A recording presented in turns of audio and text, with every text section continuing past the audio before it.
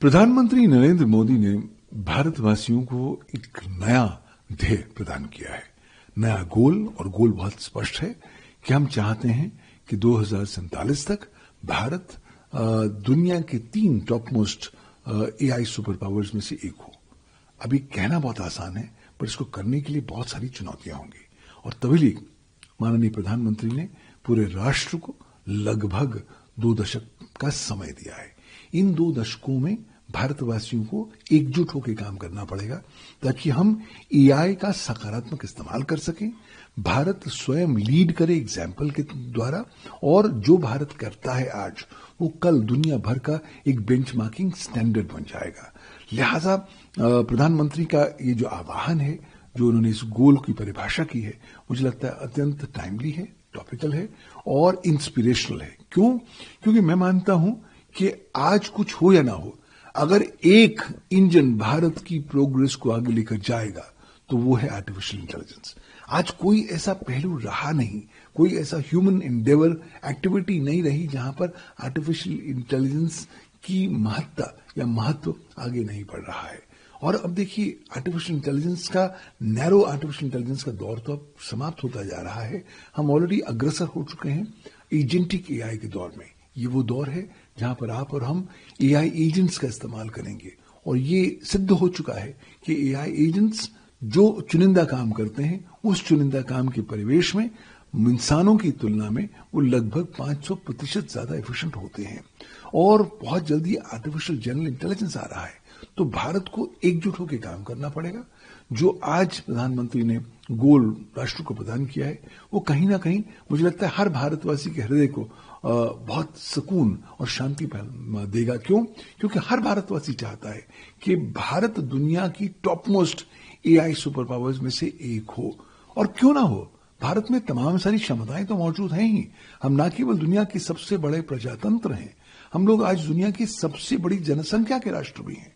और लिहाजा हमारे पास वो जबरदस्त टैलेंट है। और हमारे यहां तो भारत का इंडियन जुगाड़ स्कूल ऑफ मैनेजमेंट है, जो विभिन्न प्रकार की विपरीत परिस्थितियों में भी कुछ अनुकूल परिणाम लेकर आता है। तो मुझे लगता है कि आज जब प्रधानमंत्री मोदी ने ये गोल राष्ट्र को दिया है, तो उन्होंने लोगों की महत्वाकांक्षाओं को प्रतिबिंबित किया है। और अब दायित्व पूरे राष्ट्र पर है, पूरे एआई इकोसिस्टम के स्टेक होल्डर्स पर है कि वो अब आव देखे ना ताव बिल्कुल जुट जाएं, लग जाएं इस दिशा में। समय लगेगा, चुनौतियां बहुत होंगी, और बहुत सारे और जो राष्ट्र हैं बहुत खुश नहीं होंगे भारत की प्रोग्रेस से। लेकिन समझ लीजिए कि जो भारत आज कर रहा है वो कल दुनिया का मापदंड बनेगा। और भारत वैसे भी ग्लोबल साउथ राष्ट्रों का एक नेचुरल लीडर है। तो बहुत सारे ये डेवलपिंग और लीस्ट डेवलप्ड कंट्रीज हैं, भारत की ओर नजर गड़ाए हुए बैठे हुए हैं। क्यों? क्योंकि जो भारत करेगा उसका अनुसरण ये तमाम सारे राष्ट्र करेंगे। मुझे लगता है जब प्रधानमंत्री ने आर्टिफिशियल इंटेलिजेंस को एक सिविलाइजेशनल ट्रांसफॉर्मेशन फोर्स के बारे में बात करी है, तो उन्होंने आज बिल्कुल वो जमीनी हकीकत बता दी है जो सब लोगों को मालूम तो है, लेकिन शायद लोग उसको एक्नॉलेज नहीं करना चाहते। हम लोग अभी भी समझते हैं कि हम इंसान हैं और हम पूरे कंट्रोल में हैं और एआई कहीं ना कहीं हमसे इंफीरियर है। सॉरी, उठिए, अपनी नींद से जागिए। क्यों? क्योंकि आर्टिफिशियल इंटेलिजेंस बहुत तेज रफ्तार से आगे बढ़ रहा है, अग्रसर हो रहा है। नए नए प्रकार की एवोल्यूशनरी आर्टिफिशियल इंटेलिजेंस आ रही है, एजेंटिक एआई आ चुकी है, आर्टिफिशियल जनरल इंटेलिजेंस आने वाली है, जो करंट नैरो आर्टिफिशियल इंटेलिजेंस की तुलना में लगभग 10 गुना ज्यादा कारगर होगी, ज्यादा इफेक्टिव होगी। और अगले 2 सालों में दुनिया भर में एक नए प्रकार की आर्टिफिशियल इंटेलिजेंस आ रही है, जिसे हम सुपर इंटेलिजेंस बोलते हैं। ये वो इंटेलिजेंस होगी जो पूरे मानव मात्र की बुद्धिमत्ता और इंटेलिजेंस को सरपास कर देगी। तो जब हम इस तेज दिशा में जा रहे हैं, तो हम कुछ और करें या ना करें, एक राष्ट्र होने के नाते फोकस करें, अटेंशन दें एआई को, और देखें कि हम एआई का बेस्ट कंस्ट्रक्टिव यूटिलाइजेशन क्या कर सकते हैं ताकि भारत की हम प्रगति और उन्नति में अपना योगदान दे सकें। सर, प्रधानमंत्री ने ये भी कहा है कि एआई मस्ट एक्सेलरेट, लेकिन जो एआई है वो कहीं ना कहीं ह्यूमन सेंट्रिक होना चाहिए, यानी मानवीय मूल्य उसमें होना चाहिए। जब प्रधानमंत्री नरेंद्र मोदी ने पेरिस में एआई एक्शन समिट में संबोधन किया था फरवरी 2025 में, तो उन्होंने दुनिया को एक नया मूल मंत्र दिया था, जहां पर उन्होंने मिश्रण किया था सस्टेनेबिलिटी और आर्टिफिशियल इंटेलिजेंस का, और दुनिया को सस्टेनेबल आर्टिफिशियल इंटेलिजेंस का एक मूल मंत्र प्रदान किया। उसी दिशा में, उसी संबोधन के विभिन्न पहलुओं को मद्देनजर रखते हुए आज जब प्रधानमंत्री मोदी ने अपना इंटरव्यू दिया है तो उन्होंने उसी थीम को आगे बढ़ाया है और उन्होंने ये बात स्पष्ट कर दी है कि जिस तरीके से तेज डेवलपमेंट हो रही है आर्टिफिशियल इंटेलिजेंस की, इंसानों का कंट्रोल होना बहुत जरूरी है। तभी उन्होंने ह्यूमन इन द लूप पर बहुत जबरदस्त तवज्जो और फोकस दिया है। और क्यों ना हो, देखिए ऑलरेडी बहुत सारे उदाहरण हमारे समक्ष आ चुके हैं जो शो करते हैं कि अब आर्टिफिशियल इंटेलिजेंस शातिर होने लग गया है, बदमाश भी होने लग गया है और आपको बिलो द बेल्ट मारने की क्षमताएं भी रखता है। बहुत सारे ऐसे इंस्टेंसेस सामने आए हैं जहां पर आर्टिफिशियल इंटेलिजेंस इंसानों की बातें नहीं सुन रहा और अपनी मन मर्जी कर रहा है। एक तो उदाहरण ऐसा भी आया है कि दो आर्टिफिशियल इंटेलिजेंस की दो मशीनें एक दूसरे के साथ बात कर रही थी और तभी उन्होंने रियलाइज किया कि हम दोनों तो एआई हैं।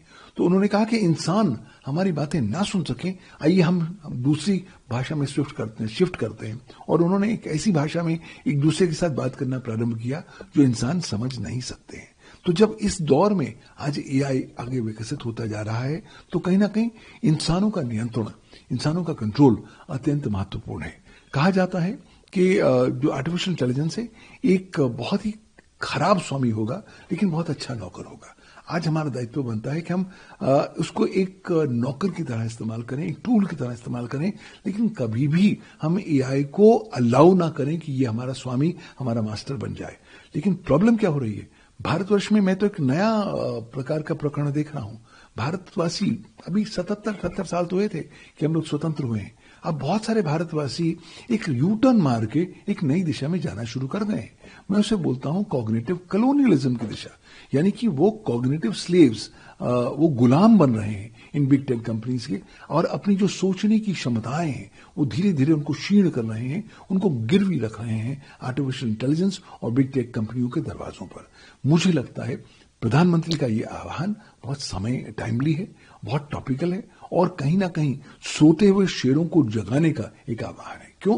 क्योंकि जितनी जल्दी आप जागेंगे और इसके डिस्ट्रक्टिव एलिमेंट्स एआई के उसके बारे में अवगत आपको होगा, उतनी जल्दी आप कदम उठाने शुरू करेंगे ताकि आप एक सही कंट्रोल ले सकें। तभी ह्यूमन इन द लूप पर बहुत ज्यादा फोकस प्रधानमंत्री मोदी जी ने किया है। साथ ही साथ प्रधानमंत्री जी ने एक बहुत ही सटल तरीके से एक संदेश जो भारत का है पूरी दुनिया को दिया है। उन्होंने कहा है कि साहब एआई की जो बायस है और जो लिमिटेशंस हैं उस पर भी ध्यान देना होगा।